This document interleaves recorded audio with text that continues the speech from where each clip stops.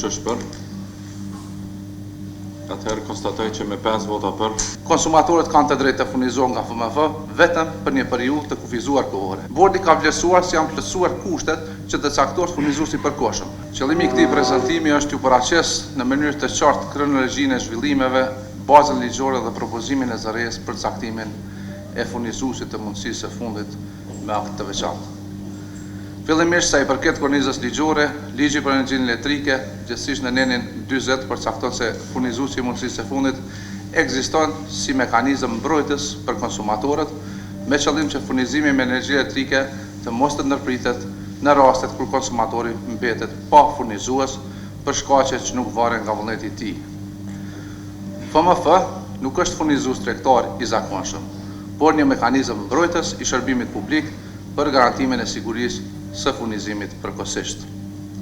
Ligji për energjinë elektrike dhe rregulla për furnizuesin e mundësisë së fundit përcaktojnë qartë se në FMF kalojnë konsumatorët, të cilët mbesin pa furnizues, si pasojë e falimentimit ose likuidimet të furnizuesit të tyre, revokimit të licencës apo dështimit të konsumatorit për të zgjedhur një furnizues të ri pas përfundimit të një kontrate furnizimi. Pra, FMF aktivizohet vetëm në situatat e jashtëzakonshme dhe të përkohshme. Një element shumë i rëndësishëm që ligji thekson është se shërbimi i FMF-s nuk është i përhershëm.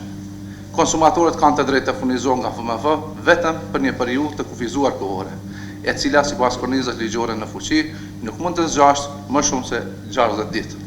Brenda kësaj periudhe, konsumatori ka obligim të zgjedhë një furnizues të ri. Sa i përket mënyrës së caktimit të furnizuesit të mundësisë së fundit, ligji për energjinë elektrike parashikon se FMF në parim zgjedhet përmes procedurës së tenderimit dhe caktohet për një periudhë 3 vjeçare. Ky është rregulli bazë që ZRE e ka ndjekur edhe në këtë rast. I njëjti nen i ligjit rregullon edhe situata kur procedura e tenderit dështon.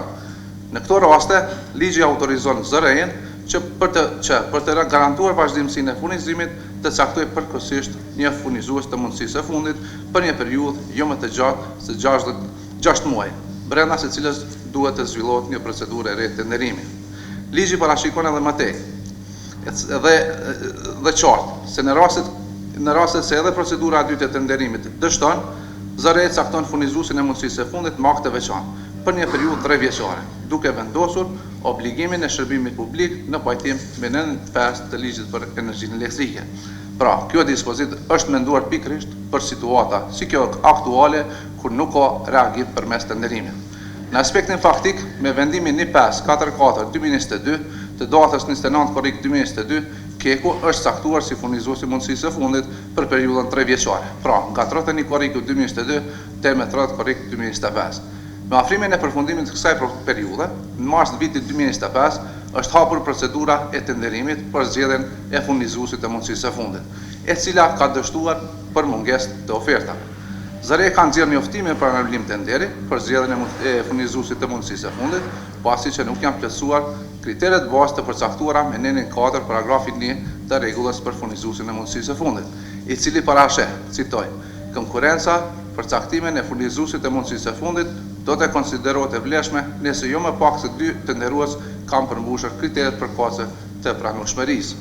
Si rezultati i kësaj, domethënë dështimi dhe anulimi i tenderit, bordi ka vlerësuar se janë plotësuar kushtet që të caktohet furnizuesi i përkohshëm, ashtu siç parashikohet edhe me nenin 48 paragrafi 4 të ligjit për energjinë elektrike, kur thuhet se, citoj, regulatori do të caktojë një furnizues që përkohësisht të ushtrojë funksionin e furnizuesit të mundësisë së fundit, por jo më gjatë se 6 muaj, periudhë kjo brenda të cilës do të zhvillohet tenderi i ri. Në vijim për të siguruar vazhdimsinë e furnizimit, KEK me 12 qershor 2025 është caktuar si furnizues i mundësisë së fundit, përkohësisht për periudhën nga 31 korriku 2025 deri me 30 janar 2026. Gjatë kësaj periudhe është zhvilluar edhe procedura e ritenderimit, por edhe kjo procedurë ka rezultuar pas një ofertë dhe është anuluar me 18 dhjetor 2025. Duke qenë se janë zhvilluar 2 procedura tenderimi, të pasuksesshme, dhe se me 30 janar 2026 ka përfunduar mandati i furnizuesit të mundësisë së fundit të përkohshëm, ZRE kanë konstatuar se janë plotësuar kushtet ligjore për kalimin në fazën e caktimit të furnizuesit të mundësisë së fundit me akt të veçantë për një periudhë 3 vjeçare. Faleminderit zoti Mesini, atëherë po hapi për diskutim për bordin nëse ka ndonjë koment. Nëse jo, atëherë po e hedhi në votim. Kush është për?